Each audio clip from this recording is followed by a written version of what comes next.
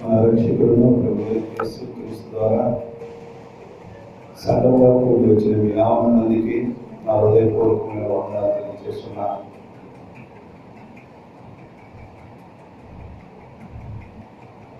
మనము ఈ బైబిల్ చూసినట్లా ఈ బైబిల్ ఎందు మొత్తము 66 పుస్తకాలు ఉన్నాయి ప్రియులారా. ఈ 66 పుస్తకములలో కొన్ని ఊరు పేర్లు ఉన్నవి, కొన్ని వచ్చి మనుషుల పేర్లు ఉన్నవి. ఈ విధంగా దేవుని చేత 66 పుస్తకములు దేవుని యొక్క పరిశుద్ధాత్మ ద్వారా రాయబడినప్పటికీ ఇందులో 2 పుస్తకాలు మాత్రము స్త్రీల పేర్లతో రాయబడి ఉన్నాయి ప్రియులారా. ఆ 2 పుస్తకాలు ఏమిటో మనందరికీ భాగంగా తెలుసు. ఉండేది 66 పుస్తకాలు అయితే 66 పుస్తకములలో 2 పుస్తకాలు, 2 స్త్రీల పేర్లతో లిఖింపబడిన పుస్తకాలు. ఆ 2 పుస్తకాలు ఏమంటే రూతు, ఎస్తేరు. ఈ రూతు, ఎస్తేరు పుస్తకాలు మాత్రమే వాళ్ళ పేర్ల మీద బైబిల్లో లిఖింపబడిన ప్రియులారా. ఈ రూతు ఎవరు, ఈ ఎస్తేరు ఎవరు? రూతు ఎవరంటే అన్యురాలు. ఈ ఇశ్రాయేలుకి సంబంధపడిన స్త్రీ కాదు, ఇశ్రాయేలు వంశంలో నుంచి వచ్చిన స్త్రీ కాదు. ఈ రూతు ఇశ్రాయేల్లో వంశపు స్త్రీ కాదు. అయితే ఎస్తేరు ఇశ్రాయేలు వంశస్థురాలు, అంతేకాదు యూదా గోత్రపురాలు. ఈ యూదులు యేసుక్రీస్తు వంశపు వారు. కాబట్టి ఎస్తేరు బైబిల్లో ఒకవేళ వారి పేరు లెక్కింపబడినదంటే అందులో అంతగా ఆశ్చర్యపడే తలుకి ఆశ్చర్యపడాల్సిన విషయమే. అయితే నా మనసులో ఏదో ఈ రూతు కన్నా అన్యురాలు ఈ ఎస్తేరంటే దేవుని జనాంగం వారు, దేవుని వంశస్థులు వారు, అంటే ఇశ్రాయేలు గోత్రపు వారు. అయితే ఆమె పేరు ఏ విధంగా లెక్కించబడిందో ఆ గ్రంథంలో, ఆ 66 పుస్తకములలో, అదేలాగా ఒక అన్యురాలు పుస్తకం, అన్యురాలు పేరుతో ఒక పుస్తకం లెక్కింపబడిందంటే అది మహా ఆశ్చర్యమును, భయమును, ఆనందమును మనకు కలుగు చేస్తున్నది ప్రియులారా. ఈ ఎస్తేరు, ఈ రూతు పుస్తకమును మీ మధ్య నేను ఉంచదలుచుకుంటున్నాను. ఈ రూతు ఏ యొక్క దేశస్థురాలని అక్కడ చక్కగా రాయబడి ఉంటుంది ప్రియులారా. ఈ రూతు మోయాబీయురాలు, మోయాబు దేశంలోకి చెందినది రూతు, అంతే కదా. మోయాబు దేశంలోకి చెందినది రూతు. ఈ మోయాబీలు ఎవరంటే, ఈ మోయాబీలు వంశం ఏమిటి? మోయాబీలు ఎక్కడి నుంచి వచ్చిన వారు? వారిని మనం ఒకసారి చూసినామంటే ఆదికాండము 19వ అధ్యాయము 36వ వచనము 37వ వచనంలో ఉంటుంది ప్రియులారా. ఈ మోయాబీల వంశం ఏ విధంగా వచ్చినదని చెప్పి అలాగున లోతు యొక్క 2 కుమార్తెలు తన తండ్రి వలన గర్భవతులైరి. వారిలో పెద్దది కుమారుని కని వానికి మోయాబును పేరు పెట్టాడు. అతడు నేటి వరకు మోయాబీయులకు మూల పురుషుడుగా ఎంచబడింది. చాలా ప్రియులారా, చూడండి మోయాబీలు ఎక్కడి నుంచి వచ్చారో, ఎవరిలో నుంచి వచ్చారో? లోతు మనందరికీ తెలుసు కదా ఎవరని. లోతు ఎవరు? అబ్రాహాము యొక్క సహోదరుడు కుమారుడు. ఈ లోతుకి 2 కుమార్తెలు. లోతు భార్య ఏమైందో మనకు తెలుసు.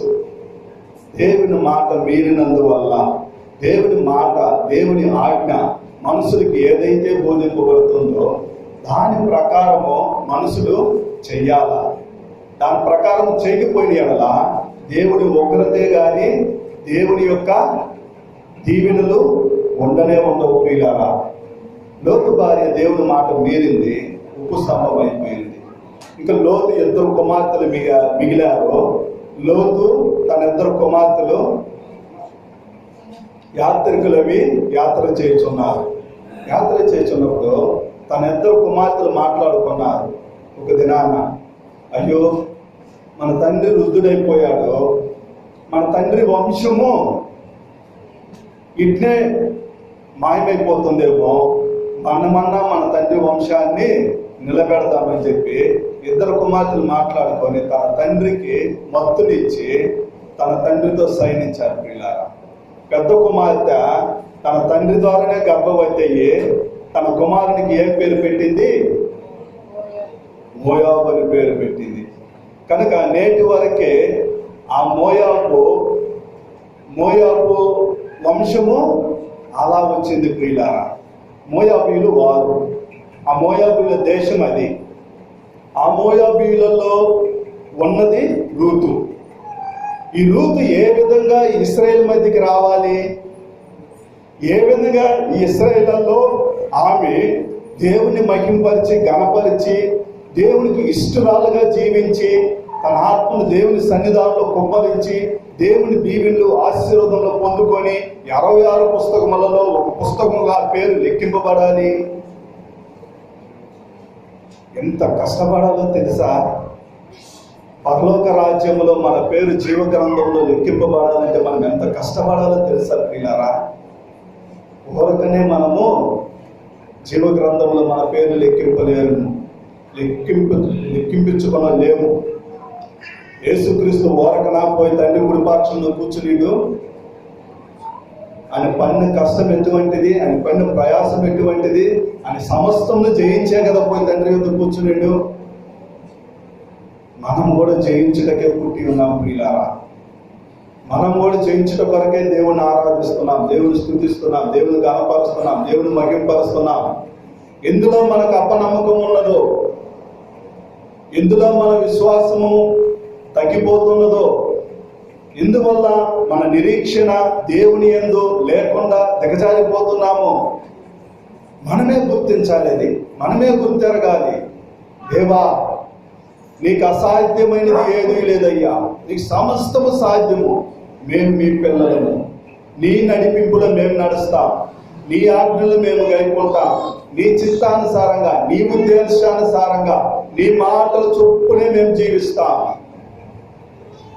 అని మనల్ని మనము తీర్మానం చేసుకోవాలి ప్రియులారా. అప్పుడే మనము దేవుని యొక్క ఆజ్ఞలను గైకొనగలుగుతాం. కనుక ఈ రూతు పుస్తకములో మొదట అధ్యాయం నుంచి మనం చూసినట్లయితే ఆ యొక్క ఇశ్రాయేలు మధ్య కరువు వచ్చిందంట ప్రియులారా. కరువు వచ్చినందువల్ల ఈ ఇశ్రాయేలు వంశస్థులు, ఇశ్రాయేలు జనము మోషే నడిపించినప్పుడు 40 లక్షల మంది వారు. మోషే నడిపించినప్పుడు ఆ 12 గోత్రపు వారు 40 లక్షల మంది. ఇంకా ఆ ఇశ్రాయేలు ఎంత విస్తరించి ఎంత అభివృద్ధి చెంది ఆ పట్టణాలంతా ప్రజలంతా నిండిపోయి ఎంత మంది ఉన్నారో అంతమంది ఉంటే ఆ దేశమంతటి మీద కరువు వచ్చింది ప్రియులారా. దేశం అంతటి మీద కరువు వచ్చినప్పుడు ఆ దేశంలో ఉన్న వారందరూ మాట్లాడుకోలేదు, అయ్యో మనము ఈ పట్టణమును విడిచి వేరే పట్టణానికి వెళ్ళిపోదాము, మన జీవము కొరకు, మన ఆహారం కొరకు, మన వృద్ధి కొరకు, మనం ఇక్కడ ఆహారం లేకపోతే బ్రతకలేము, జీవించలేము అని అందరూ మాట్లాడుకోలేదు. అందరూ ఆ కరువులలోనే, ఆ కష్టాలలోనే, ఆ నష్టాలలోనే, ఆ ఇబ్బందులలోనే వారు పోషణ వారు చేసుకుంటూ జీవిస్తూ ఉన్నారు ప్రియులారా. అయితే ఈ యొక్క ఒక్క కుటుంబస్తులు మాత్రమే దేవుని యొక్క దేశమును, దేవుని యొక్క జనాంగమును, దేవుని యొక్క మాటలను విడిచి ఏం చేస్తున్నారంటే ఆ ఇశ్రాయేలు పట్టణమును విడిచిపోతున్నారు ప్రియులారా. వారెవరంటే ఎలెమెలెకు తన భార్య అయిన నయోమి. వారికి 2 కుమారులు, మహ్లోను, కిల్యోను. వీరు నలుగురు తమ ఆస్తినంతయు చేతపట్టుకున్నారు. వారు మంచిగా దేవుని చేత ఆశీర్వదింపబడిన వారు, మంచిగా ఆ యొక్క దేశ వంశములో ఉండేవారు, అన్నిట్లన్నా కొద్దిగా హెచ్చుగానే ఉన్నవారు, దేవుని చేత గొప్పగా వాళ్ళు పిలువబడిన వారై ఉండి వారు ఏం చేస్తున్నారంటే వాళ్ళ ఆస్తిని అంతటిని చేతపట్టుకొని వాళ్ళ ఇల్లుని, ఒకవేళ ఆ కాలంలో ఇల్లులకి చక్రాలు వేసి కట్టుకొని ఈ ఇల్లులలో ఇల్లు ఉంచుకొని ఉంటే ఆ చక్రాలతో పాటు ఇల్లుని తీసుకుని వెళ్ళిపోయి ఉంటుంది. భూమి మీద ఈ విధంగా ఇల్లులు కట్టుకున్నారు కాబట్టి ఆ ఇల్లులు తీసుకొని పోలేక, వాళ్ళకున్న పొలాలను తీసుకొని పోలేక, వీటిని మట్టుకు విడిచిపెట్టి వాళ్ళకున్న ఆస్తి అంతయు తీసుకొని ఎవరికి చెప్పుకోకుండా వారి పాటుకు వారు మనం బ్రతికితే చాలు, మనము ఆహారము తిని ఈ కరువు అంతటిలో మనము మన జీవమును గడుపుకుంటే చాలు, మిగతా ఉన్న మన బంధువులు మన చుట్టుపక్కల వారు ఏమైనా పర్వాలేదు అనుకొని ఈ యొక్క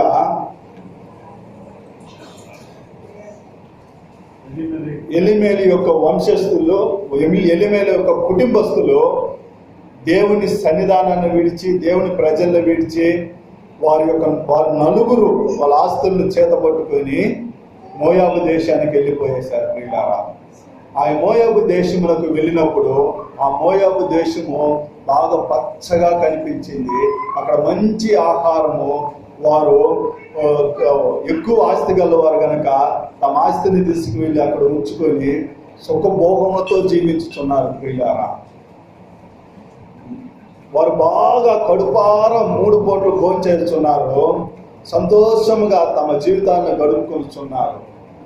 అయితే అయ్యో మన ప్రజలు మనం విడిచి వచ్చినమే, అయ్యో మన ప్రజలకు భోజనం లేకుండా వాళ్ళు కష్టపడుతుంటారే ఆ కరువులలో, మనం మాత్రం భోంచేసి తృప్తిగా సంతోషంగా సుఖం ఉంటే ఎలా అని వాళ్ళు తలంచలేదు ప్రియులారా. వీరు మాత్రము బ్రతికి బయటపడితే చాలనుకున్నట్లు ఆ యొక్క మోయాబు దేశంలో సుఖముగా ఆనందంగా జీవిస్తున్నారు. కొంతకాలమే అయ్యాది ఎలిమెలెకు మరణించాడు ప్రియులారా. ఎలిమెలెకు ఆ ఇంటి యజమానుడు, తన భార్య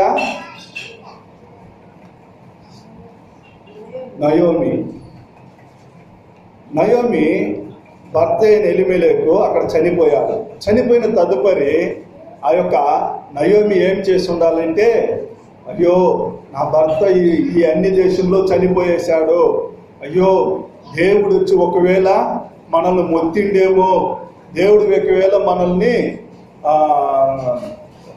నా భర్తని తీసుకునేసిండేమో అని చెప్పి పాప క్షమాపణ పొందుకోలేకపోయింది. అంతేకాకుండా ఈ యొక్క ఇశ్రాయేలుకి దేవుడు ఆజ్ఞాపించిన ఆజ్ఞలు ఏంటంటే, అన్యులతో మీకు పొత్తు ఉండకూడదు, అన్ని దేశాలలో మీరు నివాసం ఉండకూడదు, అన్యులతో మీరు సాంగత్యము చేయకూడదు అని దేవుని యొక్క మాట. ఆ మాటలన్నీ వారికి తెలిసి కూడా ఈ అన్ని దేశములకు వెళ్ళినందువల్ల ఆ యొక్క ఎలిమెలెకు చనిపోయిన తదుపరి కూడా దేవుని మాటలను వారు జ్ఞాపకం చేసుకొని అంటున్నారు ప్రియులారా. వారికి దేవుని వాక్యం అంతా చక్కగా తెలుసు. దేవుడు యాకోబు కాలంలో కరువు రప్పించాడు. కరువు రప్పించినప్పుడు యాకోబు యొక్క కుమారుడైన యోసేపు ఐగుప్తులో ఉంటున్నాడు ప్రియులారా. అప్పుడు వీరికి వచ్చిన కరువులను బట్టి వీరేం చేస్తున్నారంటే, యాకోబు తన వంశం అంతయు వాళ్ళ యొక్క పోషణ కొరకు ఏం చేస్తున్నారంటే ఐగుప్తుకు పోతున్నారు.